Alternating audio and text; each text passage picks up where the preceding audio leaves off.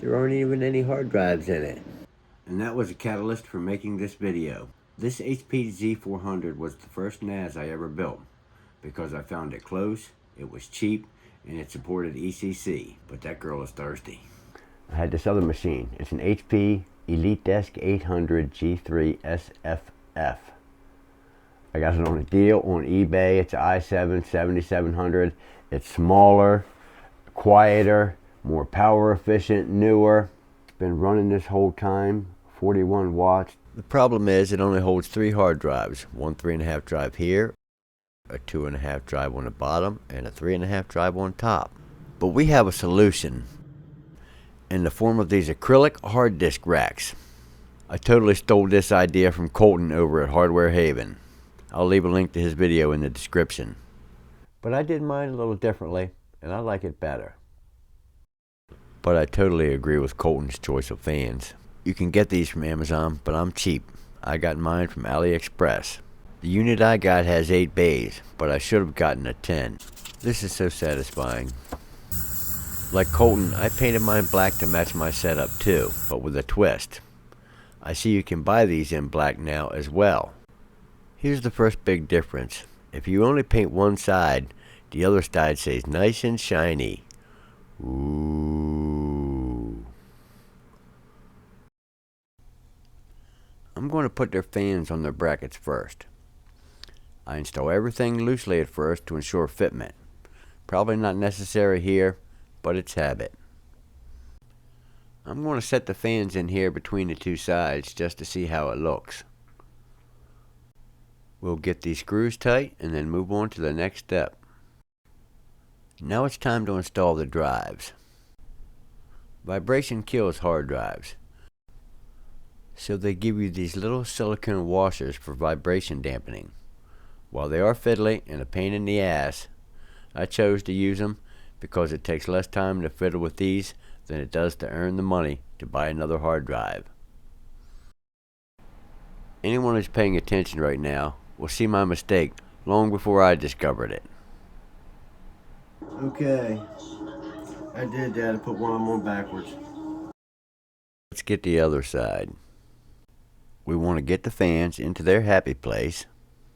The brackets are a bit short, so they're still kind of loose when it's all screwed together. And now we're back to my favorite part again. This never gets old. But these things will never be this pretty again. Here we go with those damn washers again. But they're really not as bad as I make out. They're just tedious. Now let's put the lid on this sandwich. It's a lot of washers and a lot of screws, but assembly is really not that hard if you just take your time and think it through. After I screw it all together, it's time for the fan controller. I chose a SATA powered model from Amazon because I couldn't find exactly what I wanted on AliExpress. Now let's do a test fit with all the power cables installed. I chose a 6-way SATA power splitter on Amazon. This will power my 4 drives, my fans, and leave an extra connector if I want to add a drive to this thing later. After getting all the wires plugged in, I do a test fit and find out it's not going to work the way I wanted. I wanted a drive space between each drive for airflow, but to fit the fan controller so that the cables worked out, I had to move the bottom drive up. Now that we have some more room to work with, we'll put the fan controller in its forever home. We'll put a few finishing touches on our cable management just to make her pretty. When it's all said and done, I think it comes out looking pretty neat. There are still some spare fan headers, and I can adjust the fan speed according to the drive temperatures. I could leave them off in the winter and crank them up during the summer. With all the assembly out of the way, it's time to clean this mess up. Now let's get this girl ready for her photo op. Now there's a thing of beauty, even more so because I built it myself. Now it's time to get her connected to our little HP. For the data connection, I chose an LSI 9207-8E. I strapped a fan to it to keep it cool. I got that out of a switch I replaced the fans in. This SAS2 card can handle 8 disks through its external ports. It uses an SFF 8088 connector for the external connections, and each one of those breaks out to 4 SATA ports. But I'm going to use both ports and share the load all the way across the controller. To power the drives, I started out with this Add2 PSU that I scored from AliExpress for $5. And the only working power supply I have is an old OEM unit from Asus.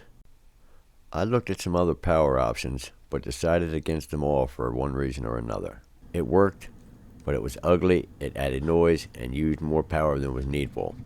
I didn't like it. Then I started looking back at the host machine for power. It only uses 40 watts at idle. The drives use a little over 20. The optical drive is disconnected, and the only power being drawn from the SATA power is the little fan I added to the HPA. The power supply is rated for 180 watts, and I think that'll be okay, and I have an idea. So I set about making my own SATA power extension cable. I used the ends of this extension that's used for disabling the sleep feature. I have some Cat6 wire that I scrounged from a job site. First, I joined each twisted pair for added current carrying capacity. That gives me 4 conductors to match our 4 SATA cable ends. A big piece of shrink tubing for when it's all done. We strip the wires on the SATA cable. Then we tin each conductor. Don't forget the shrink tubing for each individual conductor. It's a common mistake. Here we're joining the conductors of our extension cable to the ones in our SATA cable. Don't forget what color went where. We slide our shrink tubing into place for each individual conductor and then lock them in place with a heat gun. Now the large shrink tubing goes into place. We do the same process to make it all solid. Then I repeated the process on the other end. The extension cord I made passes through one of the dust covers and it connects to the onboard SATA power. And that little bit of zip tie will give it some strain relief.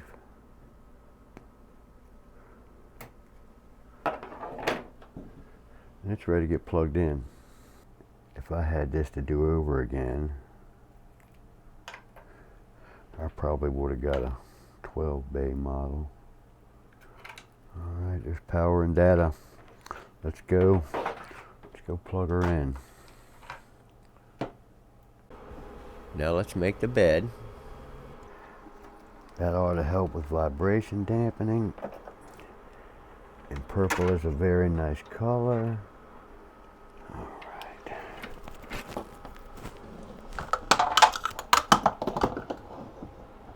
I didn't just knock anything down.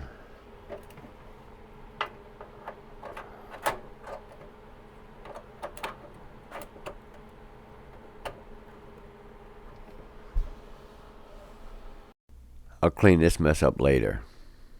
Maybe. Okay, now I'm going to plug the power cord back into the system. Gentlemen, make it so. And looky there. We've got a machine running Proxmox, and the HBA is passed through to a TrueNAS VM. Here are all of our disks in TrueNAS.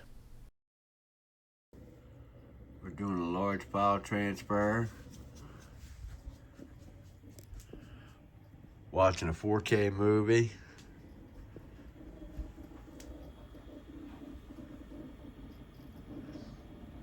$70 watts, 60 to 70 watts. I'll take it. And here it is. It's been doing its thing for a little over a month now without any hiccups. This machine allows me to learn about virtualization for cheap, and TrueNAS runs as a backup server to my main server.